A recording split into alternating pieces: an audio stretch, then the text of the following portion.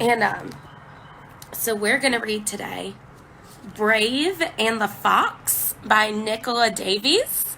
And I haven't read this one yet, so we're going to go through this one together. I'm really excited. It looks really cute. I don't think it's going to be silly like the one yesterday was, but I still think it looks really good, and I thought it'd be fun to read a new book together. So, all right, Brave and the Fox. The long, dark winter was over at last. The sun shone down on the village under Blue Mountain, where Brave was getting ready for her very first hunting trip. Granny gave Brave a bag to carry with her always. Inside, there was a cup to hold melted snow, a lamp for light and warmth, a flint and dry bark to make the flame, and a fish hook. This is all a brave girl really needs, Granny said. Fire, water, and food. Always keep them close.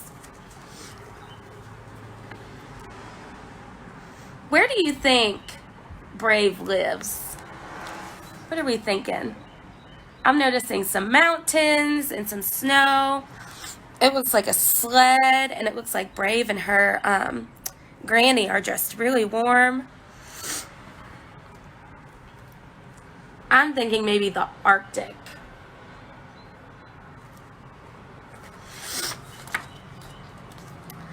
Granny and Brave loaded the dog sled and raced away from the village.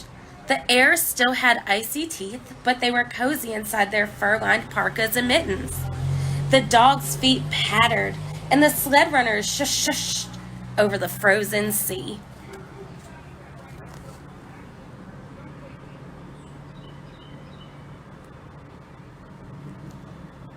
That actually looks like it might be fun. I bet they have to run really fast to make that sled go. When the sun began to dip behind Blue Mountain, they knew it was time to make a camp. Granny cut blocks of snow to make an igloo. Now, she said, it's your turn. It took Brave much longer to make her snow house. Granny helped to cut the last block out of ice, so you can have a window and see the sky, she said. That igloo. That's so neat.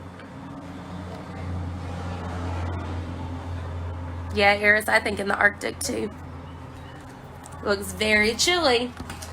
Soon, Granny was asleep and the dogs had closed their eyes, but Brave lay awake for a long time, watching the aurora dance around the stars.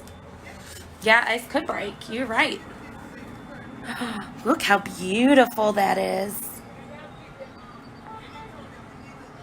So those are called the Northern Lights. That's what she's calling the aurora. Isn't that pretty? Sometimes in certain places, you can see these, and this is what it looks like for real. Like, it's very colorful. It's so cool. She dreamed of the bowhead whales swimming in the water underneath her igloo. In her dreams, she sang with them.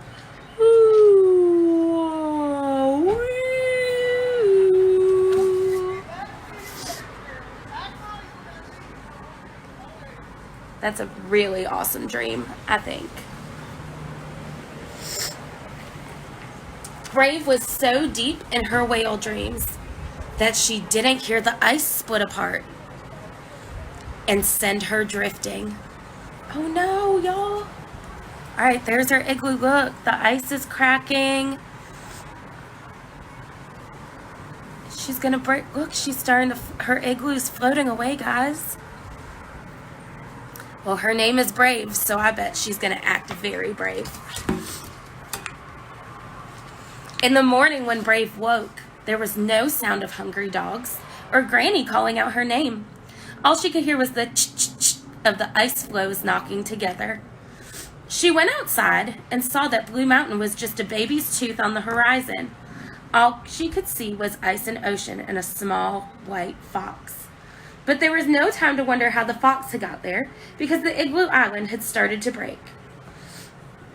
So when it said she went outside and saw that Blue Mountain was just a baby's tooth on the horizon, that meant look how small it looks back there. Okay.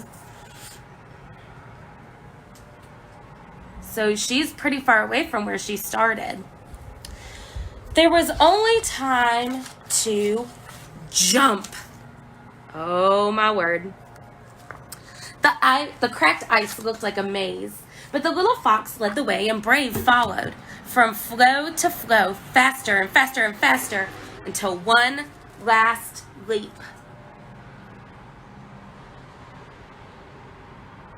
That is one brave little girl.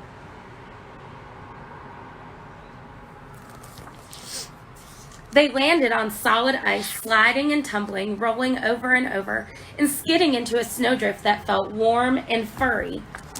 Warm and furry? Snow? Do you think she's in snow? What do you think she's landing on? I have never heard of snow be warm and furry. And I grew up where it snows a lot.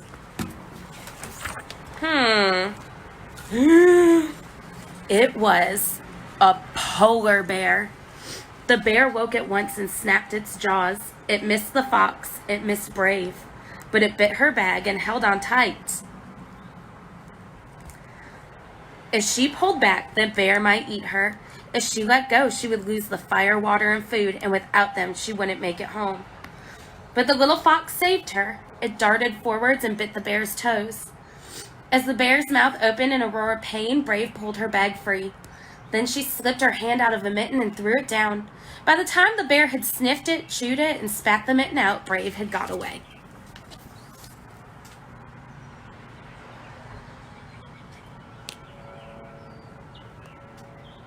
That was pretty smart.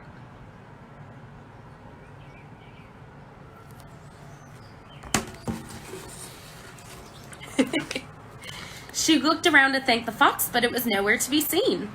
Alone again, she trudged on towards her home, so very far away. The sun began to sink.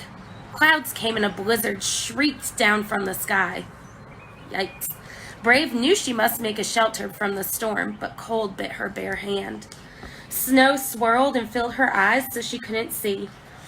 Brave felt lost and frightened. She sank down in the snow and closed her eyes.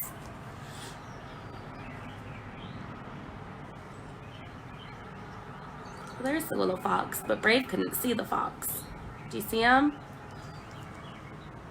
Oh man, I bet all that snow flying in her face was not helpful. Something brushed against her face, softer than a snowflake. The fox! It dropped her missing mitten in her lap. It was very chewed, but good enough to keep the cold from nibbling at her fingers. Brave jumped up and began to scoop the snow to make a dip, a hole, a cave, a haven from the snowstorm's wind and cold. Inside, she struck the flint and made a flame. She melted snow in the cup so they could drink. Then, in the yellow light, they curled around each other and went to sleep. In the morning, they dug out of their drift to find a world bright white and almost blinding. Brave put on her snow goggles, and the fox sniffed at her to be certain she was still herself. They borrowed a breathing hole belonging to a seal and used the hook to catch a fish. That was very smart. And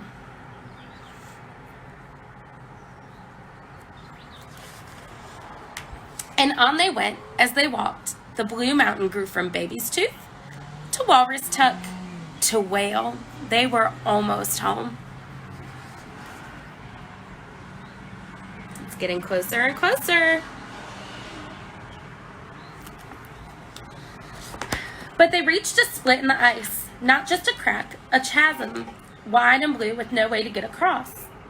Brave felt so tired. She thought of Granny and the village underneath the mountain, so close but still so far away. A song began to sing itself inside her heart. Ooh, ooh. Remember, that's the same thing she heard in her dream about the whales. And from her heart it sang into the still cold air and through the ice and down, down, down into the sea until it reached the whales and they sang back, ooh, ooh.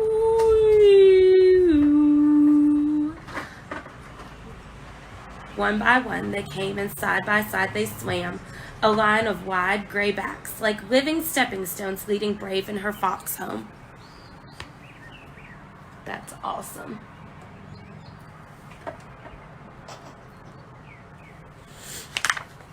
hold on, pause. Get out of there. Hold on, there's a cat stuck in my blinds. Pause. Hey, don't be doing all that. You wanna come outside? Goodness gracious. Anyway, the whole village came to greet the little girl who had found her way alone across the frozen sea. Her granny hugged her, proud as proud. Fire, water, food, her granny said. You kept them close. Brave smiled. Fire, water, food, and a friend, she said.